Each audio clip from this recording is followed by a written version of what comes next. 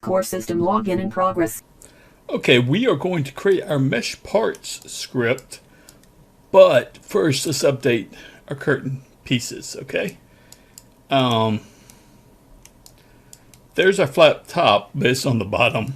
Let's go ahead and select it. Let's rename it. Well, let's duplicate first, Control D.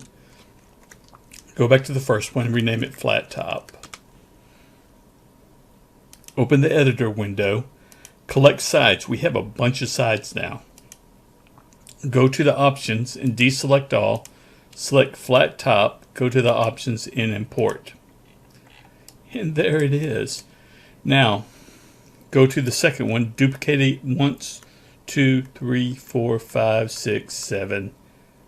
No, actually, I think it was just 6. Yeah, just 6. Go to the first one. You should have 1 through 7.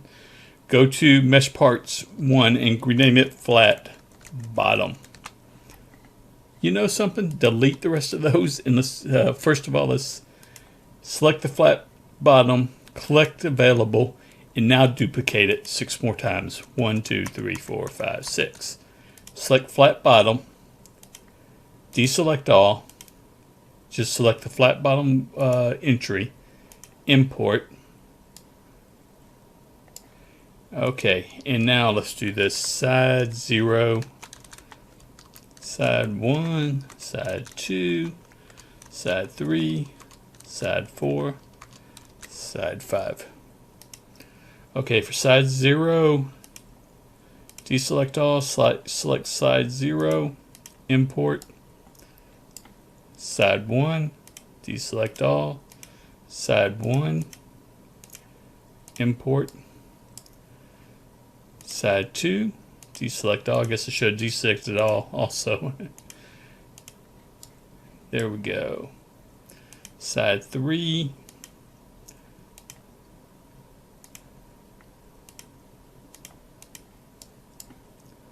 Side 4. And side 5.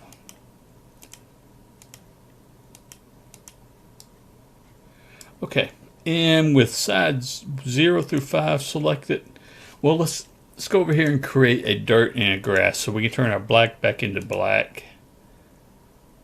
So just duplicate the black and the white, rename black dirt, or black 1 dirt, and rename white 1 grass. Now we can select the white and the black and turn it back to unlit color. And select 0 through 5 and drag the dirt onto its, and now say refresh mesh. And it refreshed all of them. Now select flat bottom and flat top and drag the grass onto the material. Refresh mesh. And since I'm in ISO view, looks a little bit worse. Doesn't look great, but it will. So select dirt and grass again, and I still have tiling. So if you copied me in that tutorial, go turn off tiling so it's normal. The texture's normal size. All right, now select, right click in your hierarchy window, create empty, transform, reset. Rename it, let's just call these basic parts. Drag all of these underneath basic parts.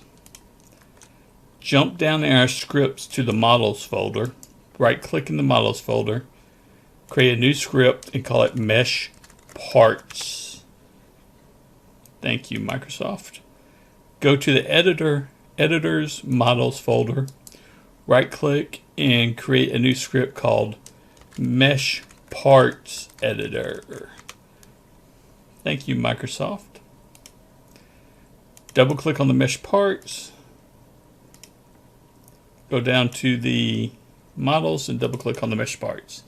So open up the mesh parts editor and the mesh parts itself. So first let's get the editor. Well, no, let's get the parts up and running. I'm going to take my standard code,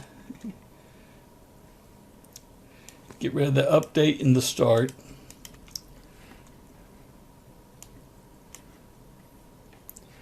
All right, so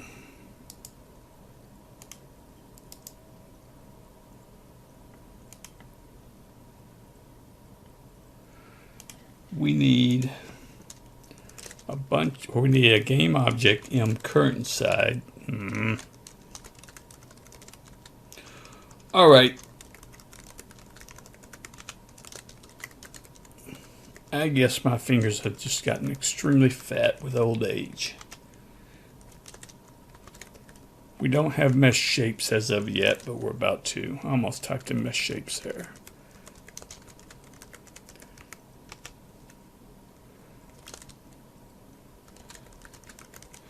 And we will have a none side, which is nothing. It's an empty side. And it will be our first side, our zero side. Like we will have a none shape.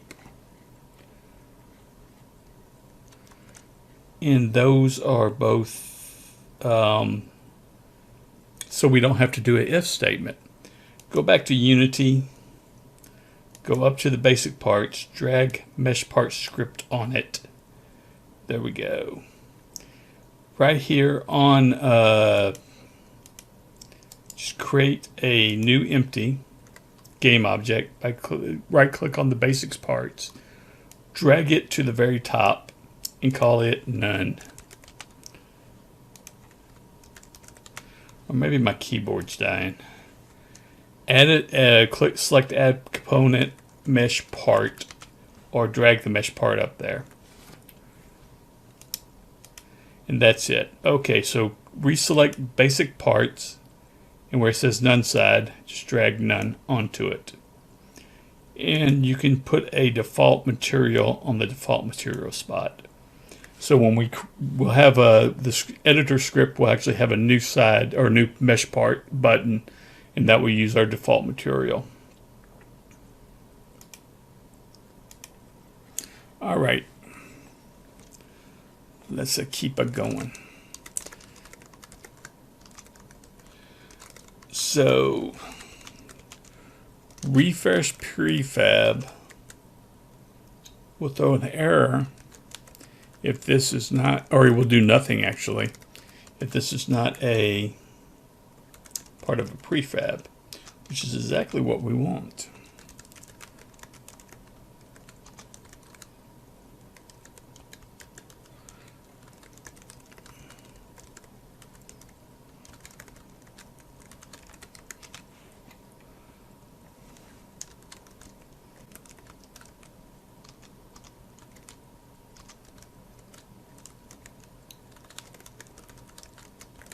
Said our game object is dirty, because if we don't, although we're changing stuff,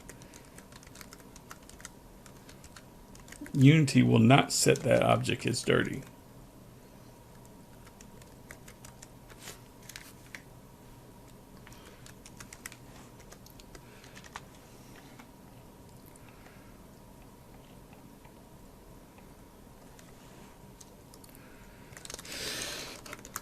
Refresh parts. This will be a collection of all parts for this mesh library. So in that way, we need to have a way to refresh it if we manually add a part, which I sometimes still do. Current sides. For right now will be the actual mesh parts game object, but it can be another object, so we can work with multiple. We can work with we can split our mesh parts up into multiple different prefabs or multiple different game objects to make things easier.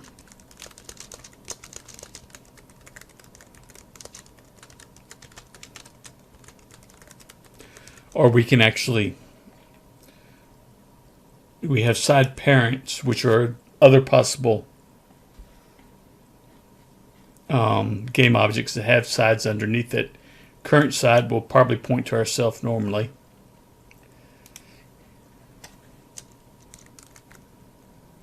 and it doesn't have a parent yet. So jump over to the mesh part, and right up here above import, put a public game object parent. And that'll come in handy later on. I take that back. You need to make that a mesh parts, not a game object.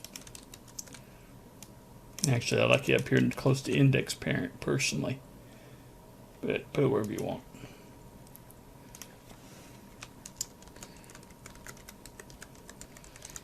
Index and parent will be used later on, like I said, for serializing. It's also a good way to debug when we get to opposites. And I want to show an example of opposites before we go too much farther, because that sounds just so vague, doesn't it? Opposites.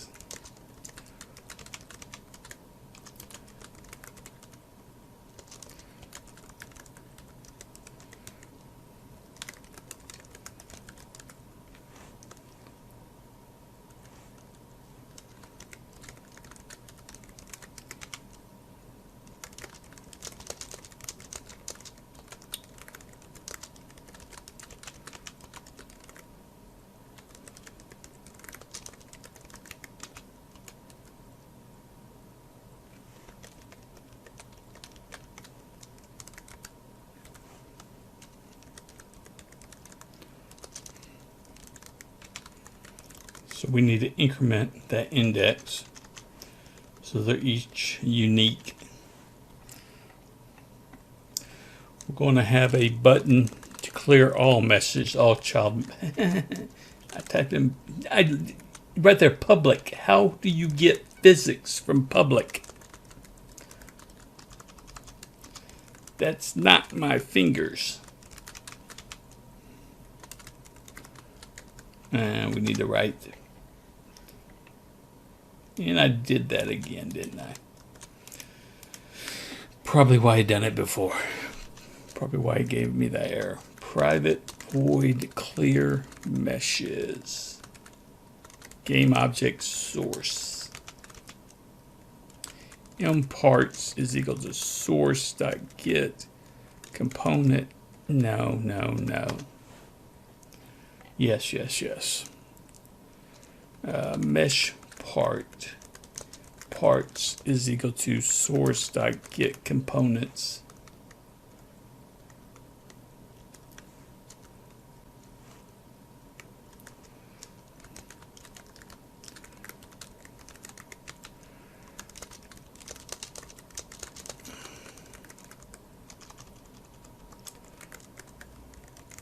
So we only want to get the parts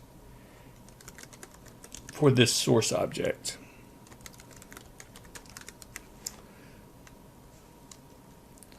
If, well, clear meshes, m's current mesh, current sides. If m side parents is not equal to null,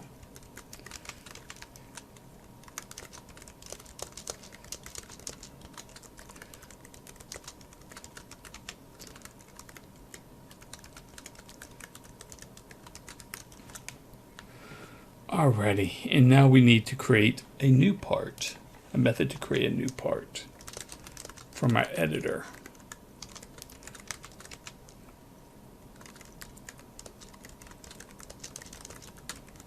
Just call it new.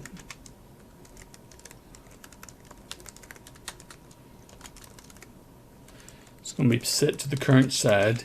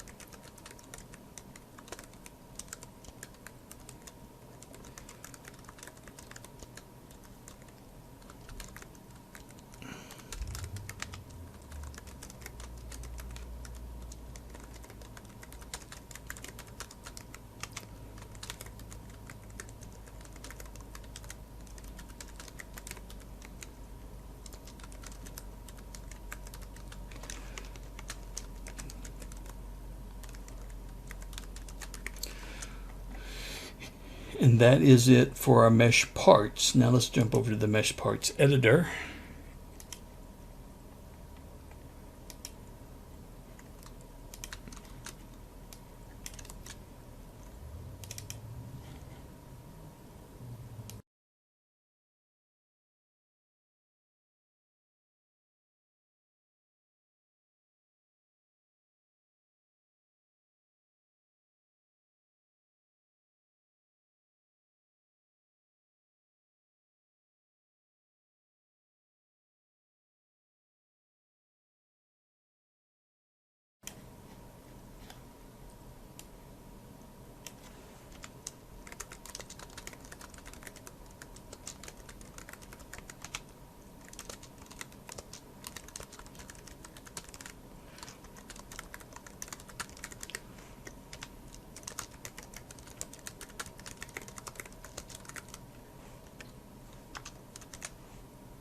What the heck?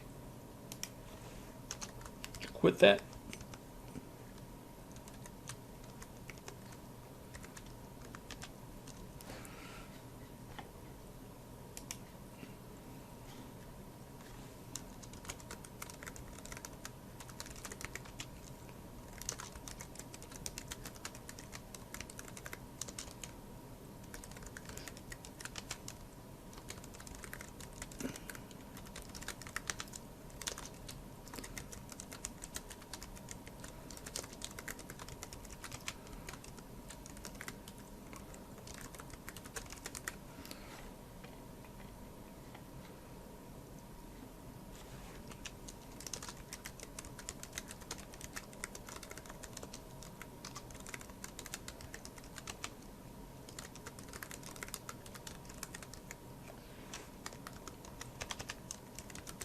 I like to do on enable first because I always forget.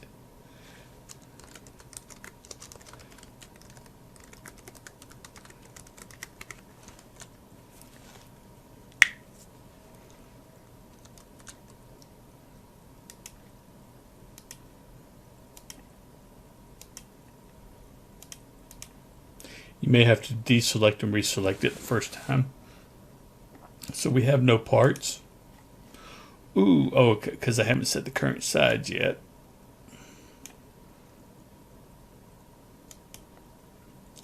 And now we have all of them. And their index and parent should be set.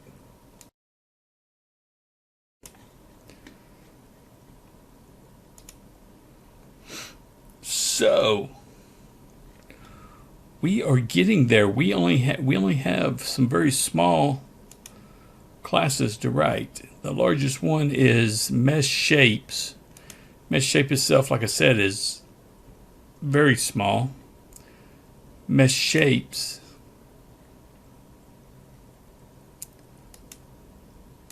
it's actually very small. And then we have the opposites. Let's talk about opposites before we go on. So I'm going to duplicate this collection. You don't have to follow along. I mean, you don't have to do this. Duplicate the collection. Second collection, I'm just going to do that. Go to the 7 view. Select everything under my duplicate collection. Hit the A key. And this won't be perfect in shape. Since this is 0, this is 1, this hexagon is now the opposite shape for this side. In our opposites, which will be an array at the number of the shape,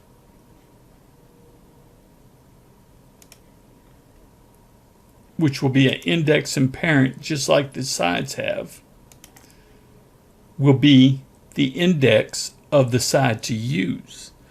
No if statements. We just say do it. So if this is a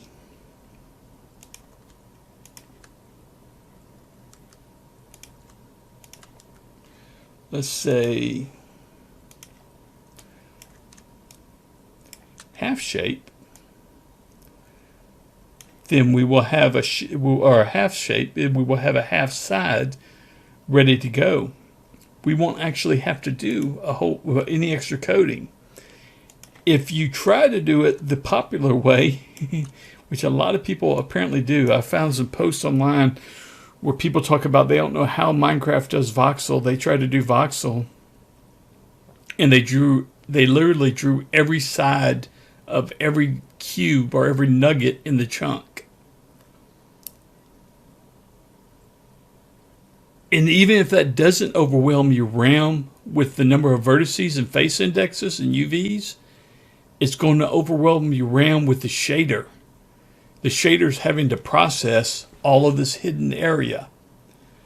So this shape, because it's half size, this side on it, that'd be what, side 5, will actually be nothing, would be the none side.